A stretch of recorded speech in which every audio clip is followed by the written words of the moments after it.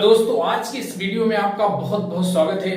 दोस्तों आज बात करूं मैं क्लास 12th की जो सेकंड बुक है उसका एक चैप्टर है आपका नियोजित विकास, जिसके अंतर्गत नियोजित विकास क्या होता है, एनडीसी क्या है, राष्ट्रीय विकास परिषद क्या है तथा योजना आयोग के बारे में मैं कुछ आपको बताऊंगा।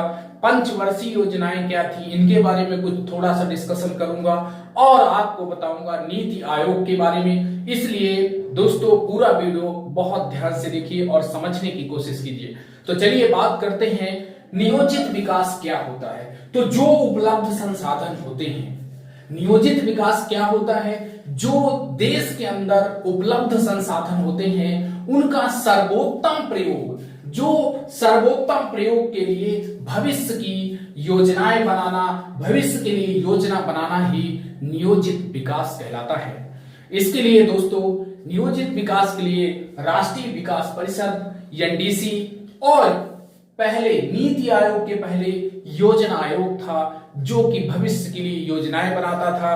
क्योंकि आप जानते हैं जब देश स्वतंत्र हुआ तो सरकार ये नहीं चाहती थी कि सरकार का जो देश का इकोनॉमिक डेवलपमेंट है वो केवल उद्योगपतियों और किसानों के भविष्य पर छोड़ दिया जाए।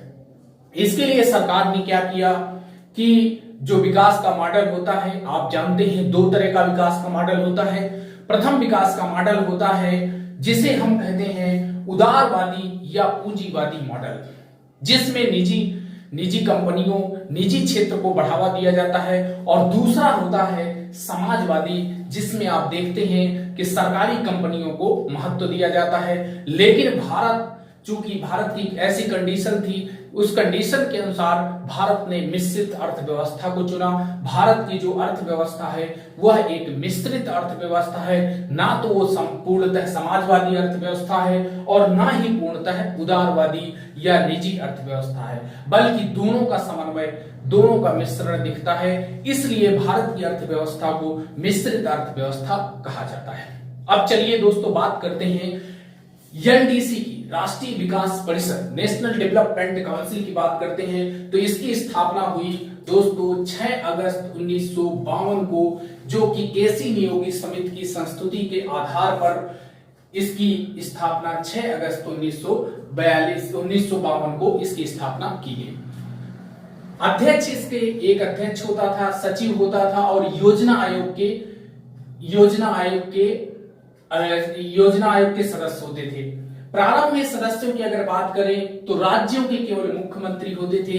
इस समय अगर बात करें तो आप देखेंगे प्रारंभ में सदस्य राज्यों के मुख्यमंत्री होते थे, लेकिन 1967 के बाद केंद्रीय मंत्रिपरिषद के सदस्यों को, यानी कैबिनेट मंत्री, राज्य मंत्री, उप मंत्री के केंद्रीय मंत्रिपरिषद के सदस्यों को शामिल किया गया। योजना आयोग के सभी सदस्यों को इसमें शामिल किया गया, प्लस केंद्र शासित प्रदेशों के प्रशासकों को इसमें शामिल किया गया। केंद्र शासित प्रदेश इस समय वर्तमान में आप देखोगे केंद्र शासित प्रदेशों की संख्या 8 है। तो जहां पर आप देखोगे जहां पे प्रशासक होते हैं, जैसे दिल्ली हो गया, जम्मू कश्मीर हो गया, कुछ ऐसे केंद्र शासित प्रदेश हैं जहां पर विधानसभा है तो उसके मुख्यमंत्री भी रहेंगे इसके सदस्य। लेकिन जहां पर केवल प्रशासक हैं तो उनको भी इसमें शामिल किया गया। इसके कार्य क्या होते हैं, एनडीसी के कार्य क्या होते हैं, वो मैं आपको बताता हूं। राष्ट्रीय योजना के संचालन का मूल्यांकन, पहला इसका कार्य होता है जो देश के लिए योजना बनाती है, जो देश के लिए योजना बन रही है, राष्ट्रीय योजना के संचालन का मुख्यालय, जो उसका जो संचालन किया जा रहा है उसका मूल्यांकन करने का कार्य एनडीसी का होता है, पहला कार्य। दूसरा कार्य होता है सामाजिक और आर्थिक नीतियों की समीक्षा, जो सामाजिक और आर्थिक नीतियां बनती हैं उनकी समीक्षा करने का कार्य, यानी उनका इवैल्यूएशन करने का काम, उनका मूल्यांकन करने का काम एनडीसी का होता है। ये हो गया आपका दूसरा। तीसरा अगर बात करें राष्ट्रीय योजना में निर्धारित लक्ष्यों, उद्देश्यों की प्राप्ति हेतु सुझाव देना, यानी जो राष्ट्रीय योजना है उसमें जो निर्धारित लक्ष्य हैं, उनके उद्देश्य हैं प्राप्त करने के, उसके लिए सुझाव देना, प्लस राष्ट्रीय नियोजन में जन सहयोग प्राप्त करना व प्रशासनिक दक्षता में सुधार करना, इसका तीसरा उद्देश्य या तीसरा कार्य होता है।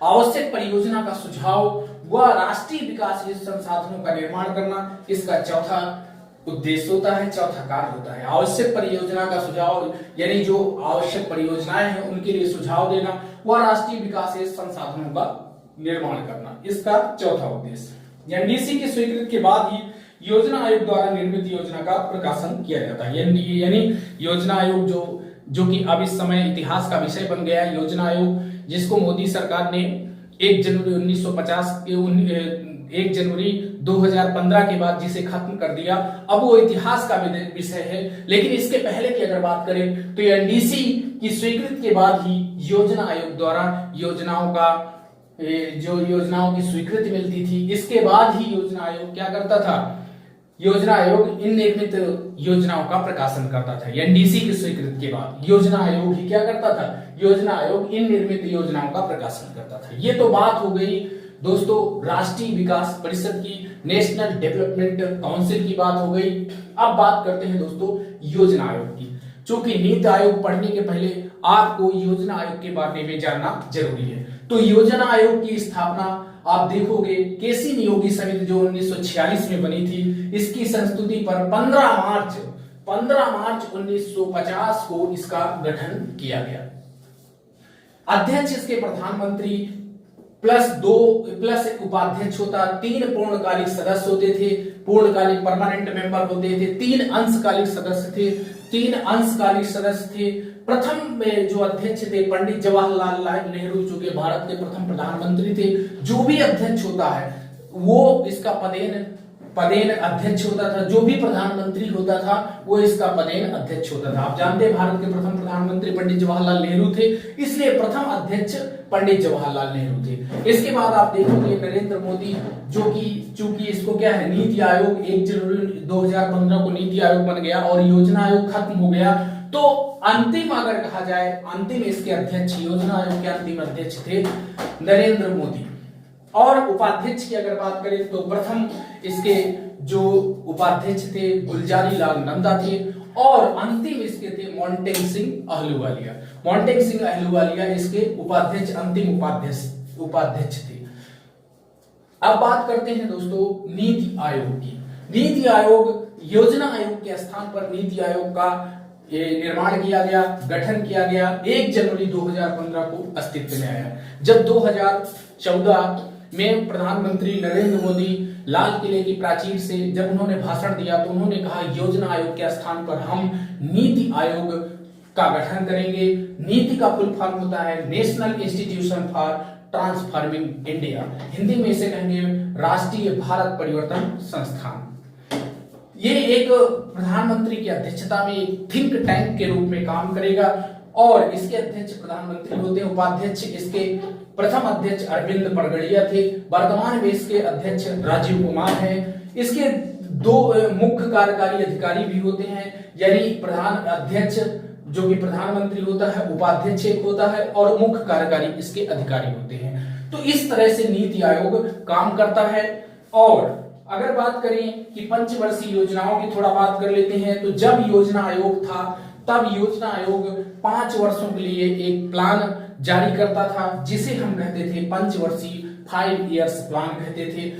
पहली जो पंचवर्षीय योजना थी 1951 से लेकर के 1956 तक प्रथम पंचवर्षीय योजना, और जो अंतिम पंचवर्षीय जिसे हम 12वीं पंचवर्षीय योजना कहते हैं 2012 से 17 तक इसकी अवधि थी। इसके बीच में किसी दिन मैं आपके लिए एक वीडियो बनाऊंगा जिसमें पंचवर्षीय योजनाओं से रिलेटेड उनके लक्ष्य क्या थे, उनके उद्देश्य थे, कितना लक्ष्य रखा गया, कितना प्राप्त हुआ, इन सारी बातों के बारे में चर्चा करना। एक पॉइंट और आता है जिसको जानना आपके लिए जरूरी होता है। क्वेश्चन बॉम्बे प्लान क्या है? तो 1944 में 1944 में बंबई की उद्योगपति थे, जो बंबई के उद्योगपतियों के द्वारा देश में नियोजित अर्थव्यवस्था चलाने हेतु तैयार किया गया एक प्रस्ताव था जिसे हम बॉम्बे प्लान के नाम से जानते हैं। तो इसे भी आपको समझ लेना है बॉम्बे प्लान क्या है। 1944 ईस्वी में बंबई के प्रमुख उद्योगपतियों ने एक क्या किया था, उद्योगपतियों के द्वारा देश में नियोजित अर्थव्यवस्था को चलाने के लिए एक प्रस्ताव तैयार किया गया था और इसी को हम कहते हैं बॉम्बे प्लान।